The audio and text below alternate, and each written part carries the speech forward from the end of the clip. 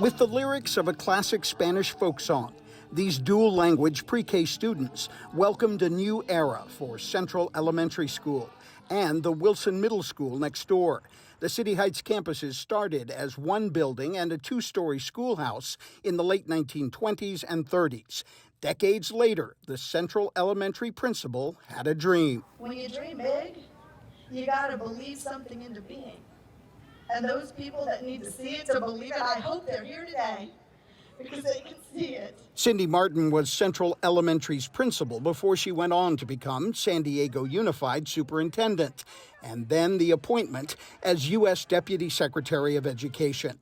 She came back home today to dedicate this $150 million state-of-the-art rebuilt education complex. A dream come true that started with students collecting lucky pennies in a jar and then got funded with bond money.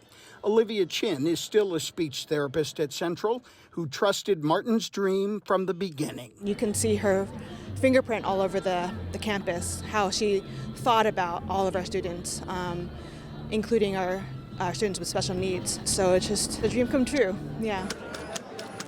That includes middle school students from the Wilson side of the education complex, who will now work on their own dreams.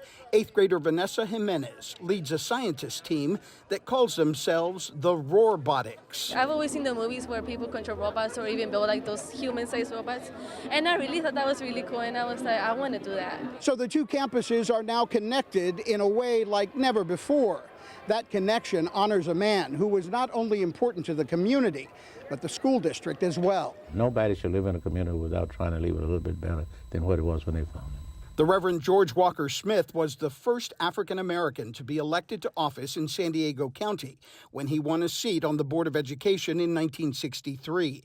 That was the beginning of a distinguished career in education and leadership in the fight for civil rights. He set the path for many of us, and we should not take that lightly. And so I'm honored as a black man, as an educator, to follow in those footsteps. Now open, the George Walker Smith Education Center has 7 new buildings, more than 147,000 square feet of additional education space, a performing arts center, and a modern playground for these students to play and keep dreaming. MG Perez, KPBS News.